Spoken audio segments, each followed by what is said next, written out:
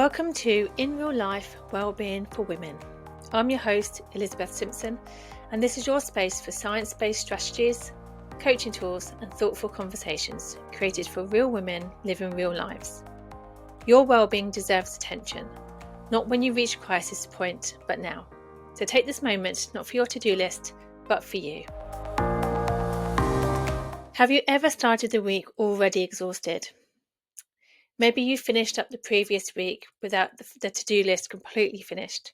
Or maybe you've spent the weekend catching up on life, the errands, emails, reminders, and unseen decisions that make everything work. And by Monday, you already feel like you need another weekend to recover and to get ready for Monday. That kind of exhaustion isn't just physical, it's cognitive.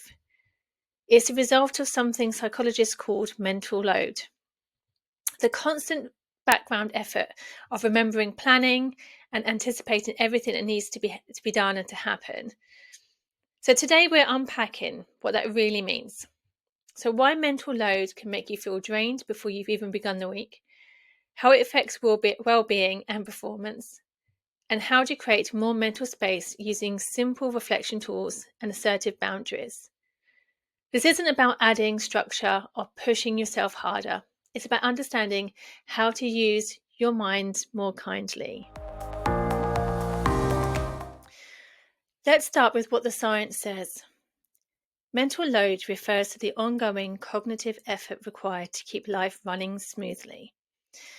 These are the activities like planning ahead, remembering tasks, anticipating needs, and monitoring what's been done, what needs to be done, and what hasn't been done.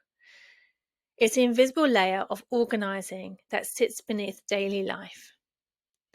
Studies by Robertson and colleagues and Offer have shown that even when the visible work of life is shared, one person, often a woman, tends to carry more of the mental load, the planning, deciding, and tracking. This isn't about competence or choice. It's about patterns that have evolved socially and cognitively. And over time, this constant mental alertness can lead to a kind of chronic cognitive fatigue. You're not necessarily doing more, but your brain is always switched on, switching rapidly between roles and responsibilities. So let's talk about the impacts of well-being, because this is where the research becomes personal.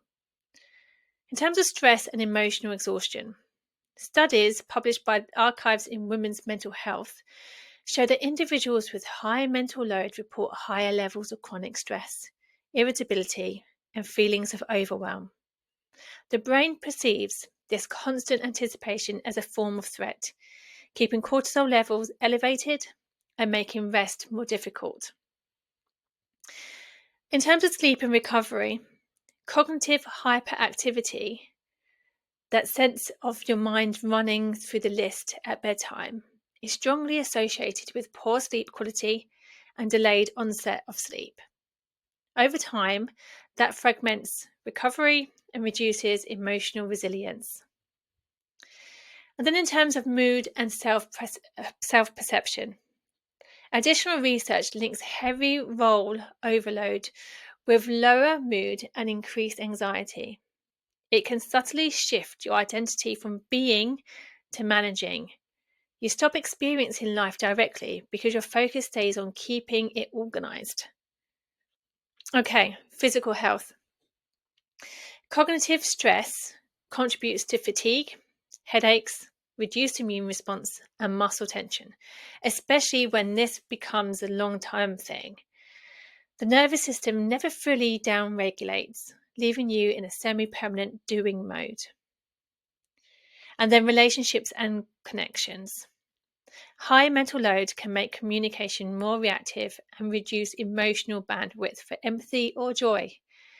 It's not a reflection of personality. It's a predictable neurological response to being overloaded. So when you feel drained before the week begins, it isn't just in your head, and it's not just about what needs to be done. It is your head doing too much for too long without pause. Okay, Today, we're going to move straight into some tools to support you with this. So let's move from awareness to action. You don't need to overhaul your life to feel a difference.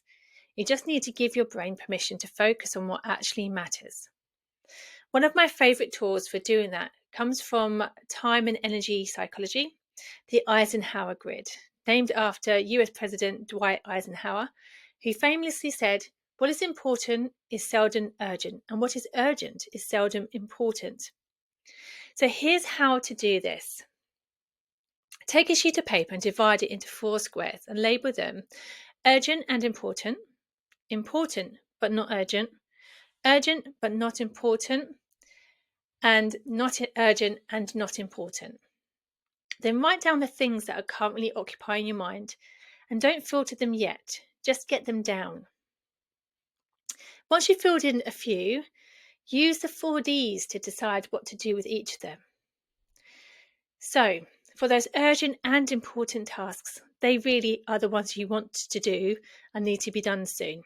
So they will be the ones that you will take action on today. Anything that is important but not urgent, you can decide to schedule this. So defer this for another day. It doesn't have to be dealt with today. If it's urgent, but it's not that important to you, so it can be done by someone else, you can delegate this. Take it off of your mental list, give it to somebody else who can support you with this.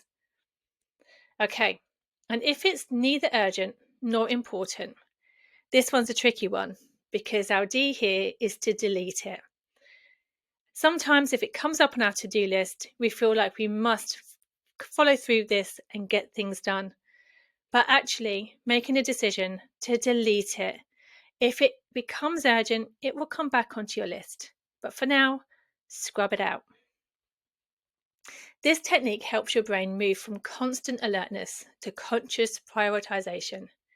It's evidence-based cognitive triage, giving attention back to what truly matters and freeing yourself from the illusion that everything deserves equal focus and also equal focus from you. You can repeat this once a week, maybe on a Friday or Sunday evening, to reset your mental space before the week begins. And over time, it trains your brain to distinguish what needs to be done now, what can wait, and what can be released, and also what can be managed together with the support of somebody else. Let's bring this together into the context of real life, because having great action plans doesn't necessarily mean that great actions will follow. Let's talk about how to maintain this space with your new actions by protecting them with boundaries. Now, boundaries aren't about keeping others out, they're about protecting yourself and your well-being. One of the most practical ways to sustain boundaries is through assertive communication, clear, respectful expression that values both your needs and others. Now, I say this as somebody who has to work really hard at communicating assertively. As somebody who likes to hold back because she doesn't want to upset other people, I find this a challenge myself. And many women I work with require conversations about assertive conversations. For many of us, it is uncomfortable to tell others what we need and what we will be doing when we have learnt to prioritize harmony and responsibility and putting other people's needs above our own. But the truth is, healthy boundaries are a form of self-respect, not selfishness. A useful reflection tool here is the Assertiveness Bill of Rights, adapted by CBT and communication psychology. It's a reminder of your inherent right to relationships, work, and daily life. So, for example, you can write a list of things that you have a right to. For example, I have the right to be treated as an equal. I have a right to say no without feeling guilty. I have a right to express my thoughts, feelings, and needs assertively. I have a right for my basic needs to be met. And when we internalize these rights, it becomes easier to hold our boundaries calmly instead of saying, I can't, we begin to say, I choose not to write now.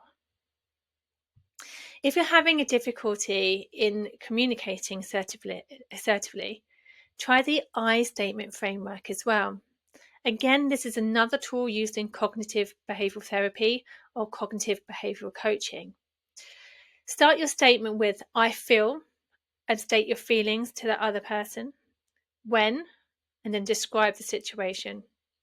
Because, this is where you explain the impact, and I need.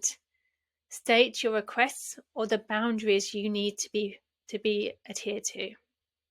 For example, I feel stretched when new projects are added last minute because I want to deliver my best work. I need some notice before deadlines shift. This kind of language removes blame and focuses on clarity, and over time it reduces conflict and helps you protect your emotional energy. Boundaries are where well-being becomes sustainable, not by doing less, but by protecting the space that allows you to function well. So let's recap today's episode. Mental load is real, measurable, and deeply tied to our well-being.